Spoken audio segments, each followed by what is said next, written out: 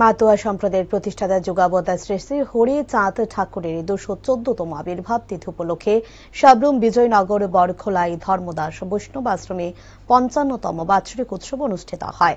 বাৎসরিক উৎসবে হরিবোলা কীর্তনের আয়োজন করা হয়, আর তাকে কেন্দ্র করে বসেছে গ্রামীণ মেলাও।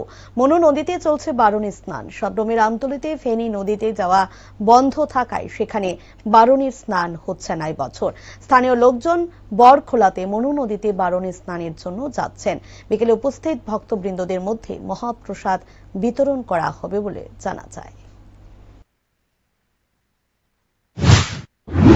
নমস্কার, জয় হরিচাঁদ, জয় গুরুচাঁদ।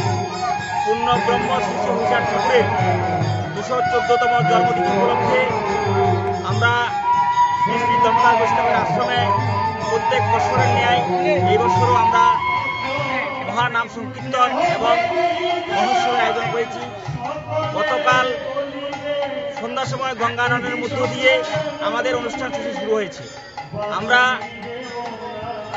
গত বছরের ন্যায় এই বছরও সেখানে 4টি দলকে নিয়ে সেখানে মহানাম সংকীর্তন সেখানে শুরু করেছি এবং এটা আগামী দিন আরও যাতে শ্রীবৃদ্ধি হয় তার জন্য আমরা দলমত নির্বিশেষে সকল ভক্তবৃন্দের কাছে আমরা অনুরোধ রাখবো, আপনারা আগামী দিনেও যাতে আমাদেরকে সর্বাত্মক সহযোগিতা করে আমাদের এই কর্মসূচিকে এগিয়ে নিয়ে যাবেন।